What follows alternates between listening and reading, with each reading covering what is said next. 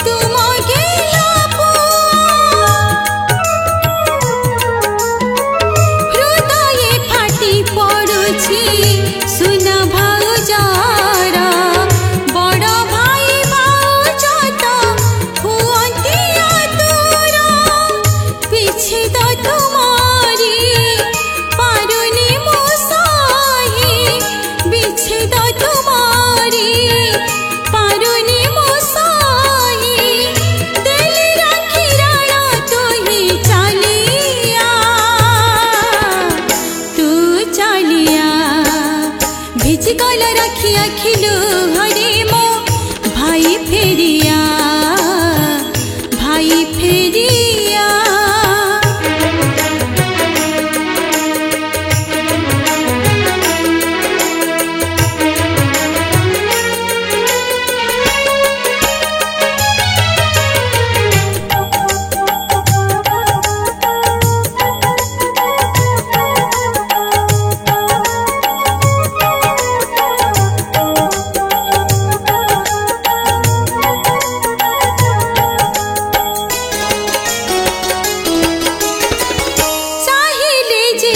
तुमको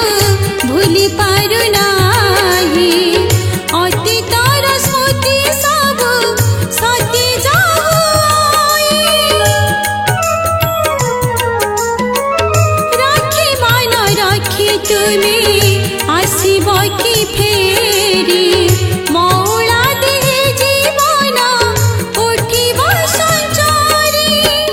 विच्छेद तुम्हारी पारुनी विच्छेद तुम्हारी पारुनी मोसाई दिल राखी राणा तू ही चलिया तू चलिया भिज गला राखी आखिलु हरे मो भाई फेरिया छाती रे उछुली कह जुआर मो भाई फेरिया विच्छेद तुम्हारी पारुनी मोसाही विच्छेद तुम्हारी पारुनी मोसाही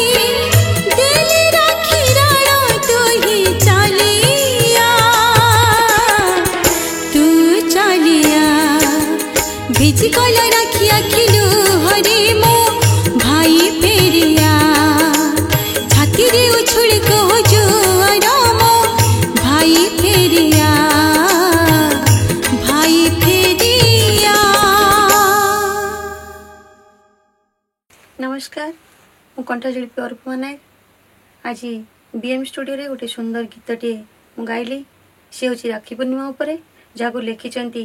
नलिनी प्रभा मैडम एवं म्यूजिक जे सजाई आपंकर अति प्रिय म्यूजिक डायरेक्टर दिनेश मल्लिक सर अति सुंदर है गीतटी ଆପଣ ନିଶ୍ଚିତ ଭାବରେ ଏଇ ଗୀତଟିକୁ ଶୁଣିବେ ଏବଂ ଭାଇ ନ ଆସିବାର ଯେଉଁ ଦୁଃଖଟା ଆପଣ ନିଶ୍ଚିତ ଅନୁଭବ କରିପାରୁଥିବେ ଏବଂ ସେୟାର ଲାଇକ୍ ସବସ୍କ୍ରାଇବ୍ କରିବେ। ଧନ୍ୟବାଦ। नमस्कार मु संगीत दर्शक दिनेश मल्लिक आज ई न्यूज प्रोडक्शन तरफ गोटे सुंदर गीत आम प्रस्तुत करिछु जो गीत राखी पूर्णिमा उपरे एवं भाई जितेबाला नथाए गोटे भौणी पाखर तार जो दुख रही से गीत माध्यम वर्णना कराई से गीत को लिखिंट जड़े आगधाड़ी गीतिकार शिक्षयित्री नलिनी प्रभा दास म्यूजिक मु करिछि एवं गाइछन्ति सुनामधन्य गायिका अरूपा नायक। ये गीतटी